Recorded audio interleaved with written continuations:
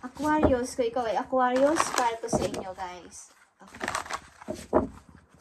Para to sa mga Aquarius.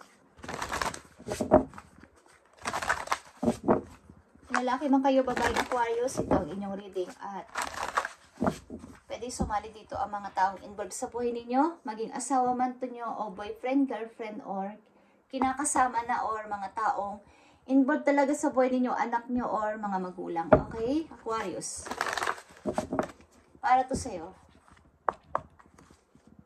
Tingnan natin. Aquarius. Okay. Confidence is here. It comes with time and practice. Okay. Pag-aralan mo ng mapag-isa. Aquarius, sapagkat simula sa araw na to, maybe ang ilan sa inyo ay mag-iisa or aalis mag-isa. Something na kayo ay walang tiwala sa inyong sarili na mag-isa, or kayo ay takot magbiyahe, lalo na pagsasakay kayo sa pampublikong sasakyan. Okay, mga bus or kung saan man pampubliko ito. Is takot kayong magbiyahe mag-isa. So, mag-practice na kayong magbiyahe mag-isa o maging mag-isa, sapagkat maaaring kayo ay hindi nyo lagi makakasama ang taong inyong laging kasama pag kayo umaalis. Okay, o laging nasa tabi. Okay, just saying. Aquarius, nandito ang confidence, tiwala sa sarili is kailangan mo. Okay, ano man yung situation ninyo. Para sa mga Aquarius, anong inyong mga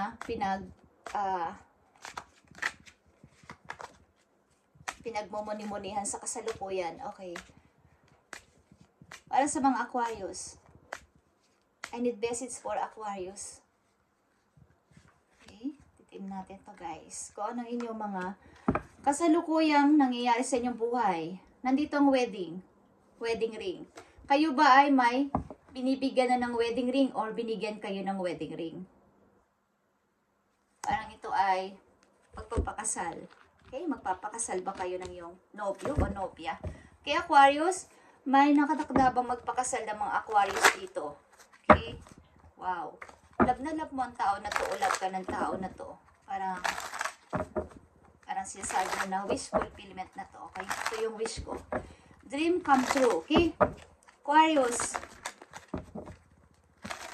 tingnan natin ang message po yun. Mahilig ba kayo sa rose? Kayo ay babae. Mahilig kayo sa pink rose and yellow na rose. Is naa-attract kayo sa ganang kulay. Okay.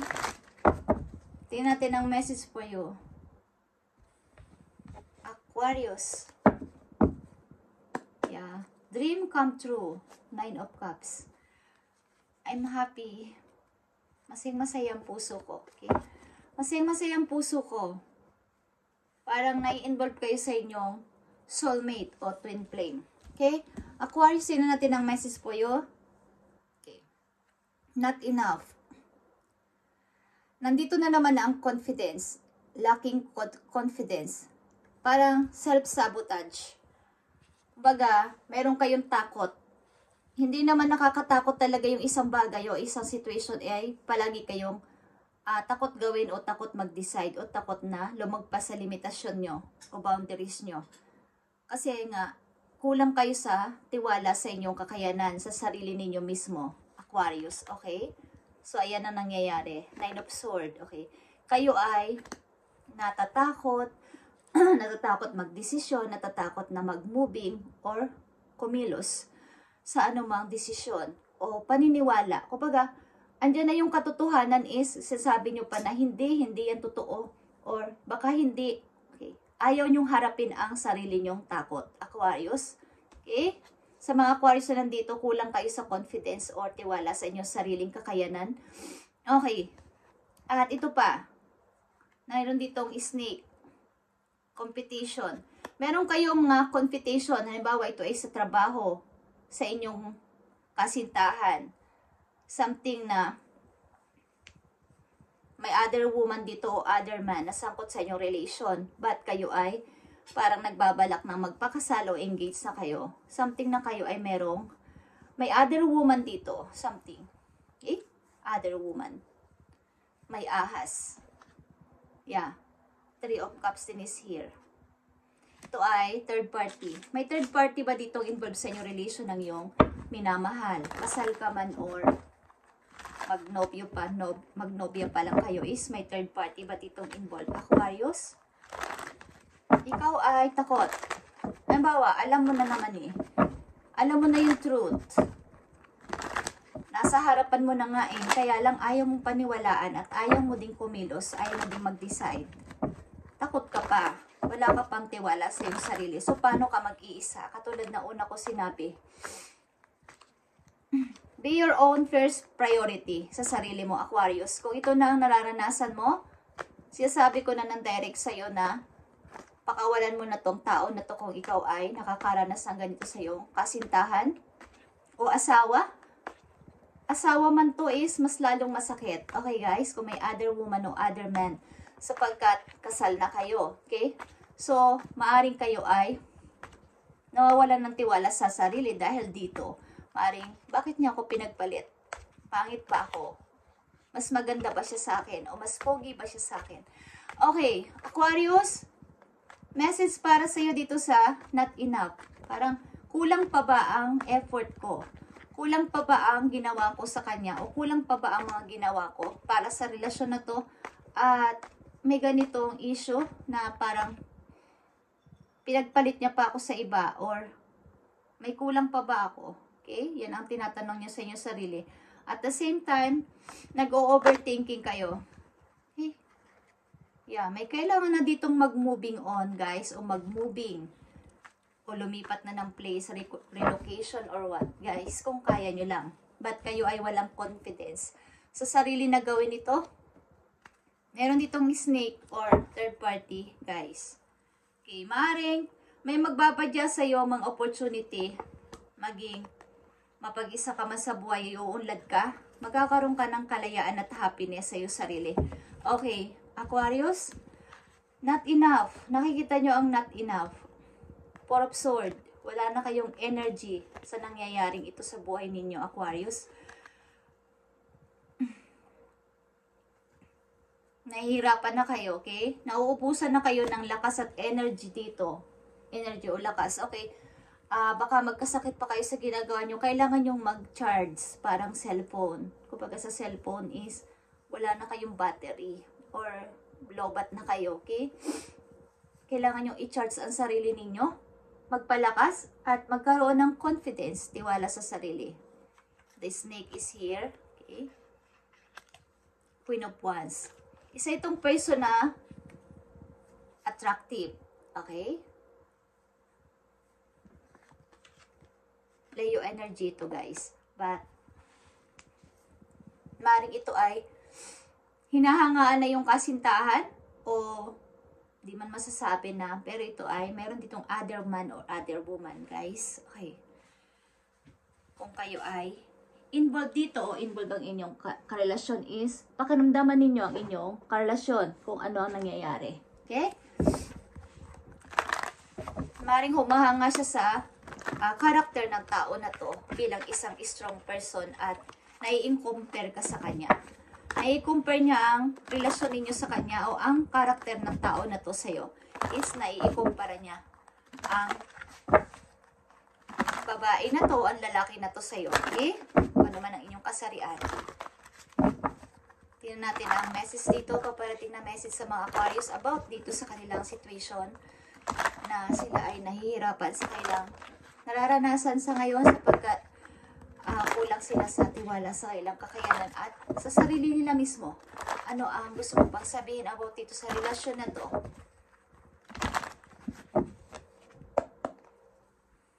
Tingnan natin.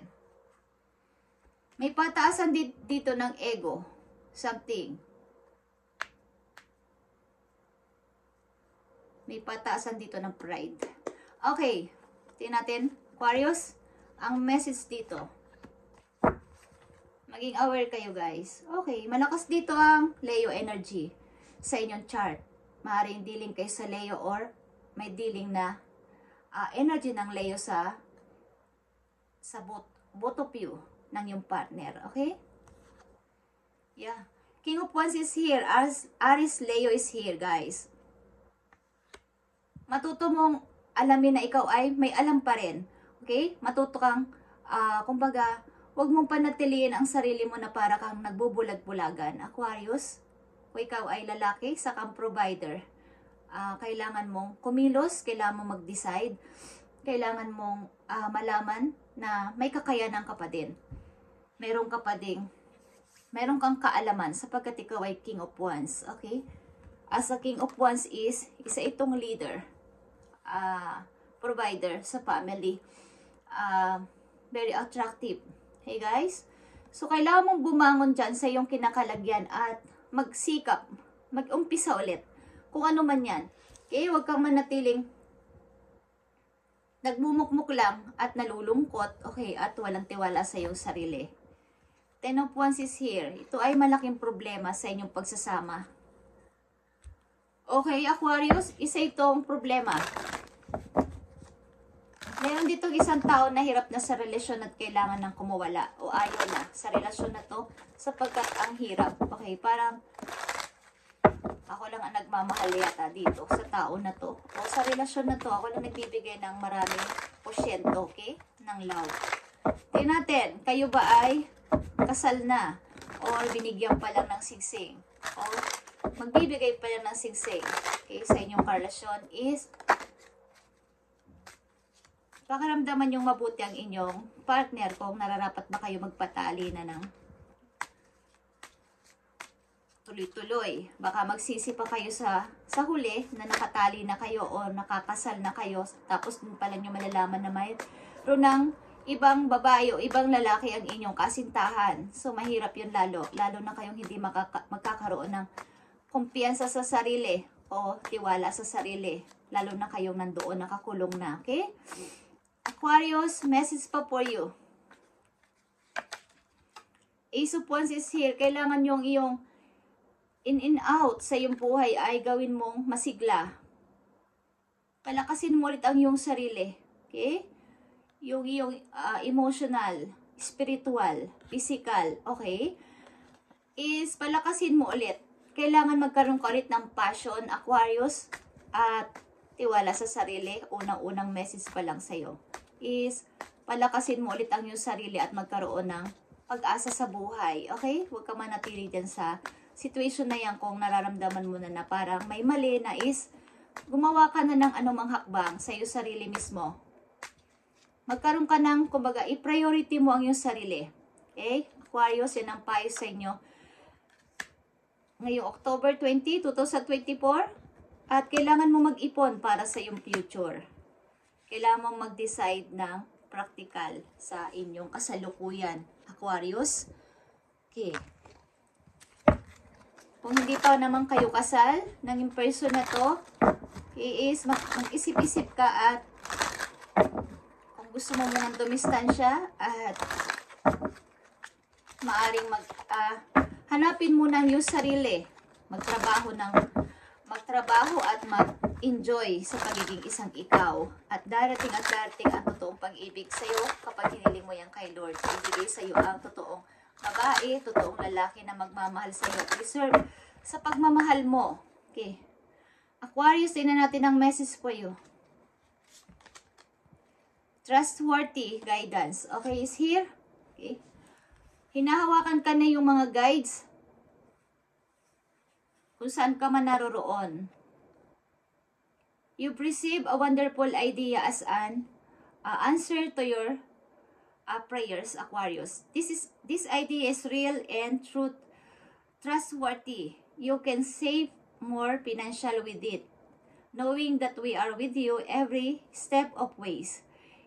Ask for and be open to receiving our support for anything that you read related to this idea. Okay. Something na kumbaga, explore nyo pang yung sarili.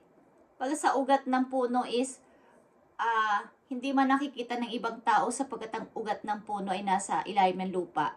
Siya ay lumalawak kapag nakatanim sa malawak na lupain.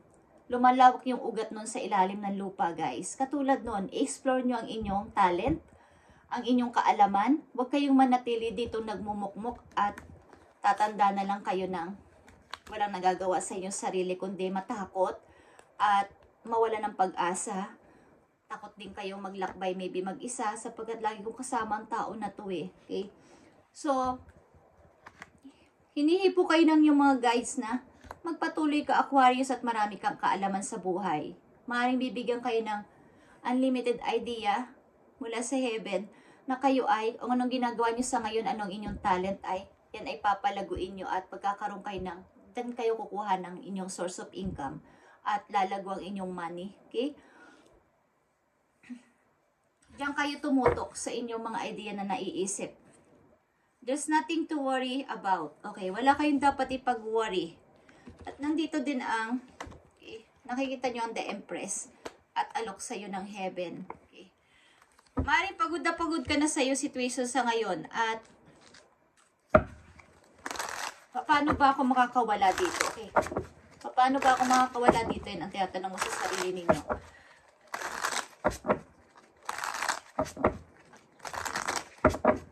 Aquarius, isa pang message for you.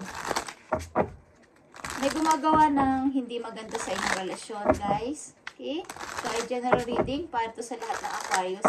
At kung ito ang inyong situation, ay kumuha kayo ng kahit konting porsyento ng inyong susundin at para magkaroon kayo ng pagbabago. Okay? Sa inyong situation. Aquarius, tingnan natin ang message for you ng yung mga guides about dito sa pag-ibig ninyo kung kayo nasa pag-ibig. Nakikita nyo to guys. Put yourself first. Katulad ng sinabi ko kanina is, i-priority nyo ang inyong sarili. Loving yourself makes you more romantically attractive. Kung hindi nakikita ng mga tao at ng tao na to na hindi nyo nilalabang inyong sarili, hindi kayo lalo mamahalin ng isang person. Kapag nakikita ng tao na to na kayo ay as a Queen of Wands ay super strong person, may strong personality, attractive, at hindi takot sa lahat ng bagay ay hahangaan kayo ng person na to lalo at takot kayong iwan ito. Okay? Takot kayong mawala ng mga taong nakapalibot sa inyo, hindi lang ng pag-ibig na to. Sapagkat nakikita nila na independent ka, kaya mo ang anumang bagay. Sapagkat guys, ngayon is lalaki, babae, pareho na yan, okay? Pareho nang pwedeng mag-work. Pwede na rin ang mag-karpentero ang mga babae, okay? Kung babae kayo, lahat ng kayang gawin ng lalaki, pwede nang gawin ng babae. So, wag niyong i-down ang inyong sarili sa isang relasyon na kayo ay hindi binibigyan ng magandang pagpapahalaga. Okay? So, put yourself first. Priority muna ang sarili. Kung nasa pag-ibig na kayo sa ngayon at ganyan ang ginagawa sa inyo ng inyong nobyo, nobya o asawa, anuman ang inyong situation ay pabayaan nyo sila muna. Gawin nyo ang lahat ng magagawa nyo para maging attractive kayo at malakas na tao. Okay? Mag-ipon ng lakas at magpaganda, magpapogi. Maging attractive. Okay? Gawin nyo yung mga ginagawa ng iba. Okay? Na parang kumbaga, hindi kayo palaging, yung iba kasi is parang naboboring na. Okay? Laging nasimangot. Okay? Kung ganyan ang naranasan nyo sa buhay, ay wag kayo magpa-apekto sapagkat baka kayo ay magkasakit. Okay? Baka kayo ay magkasakit, guys. At ingatan ninyo ang inyong mata, guys. Okay? Maring weak ang inyong mata. Okay, guys. Left eyes ninyo, maaring mahina. Okay? So, ingatan ninyo ang inyong mata. Kung hindi nyo pa nararamdaman yan, mag-ingat kayo. Okay? Just saying. Ito yung napifeel ko. Thank you guys and God bless you Aquarius. Sana ay magkaroon ka ng kaliwanagan sa isip mo at magkaroon ka ng confidence sa iyo sarili. Okay? Mahal ka ni Lord at marami siyang ibibigay sa iyo mga idea na hindi mo pa siguro na nalalaman o na maaaring alam. Sapagkat nakatuto ka dito sa situation na nahihirapan ka or nasasaktan ka, okay? Thank you, Aquarius, and mag-ingat ka palagi kung sino man kayo, guys. Salamat and God bless.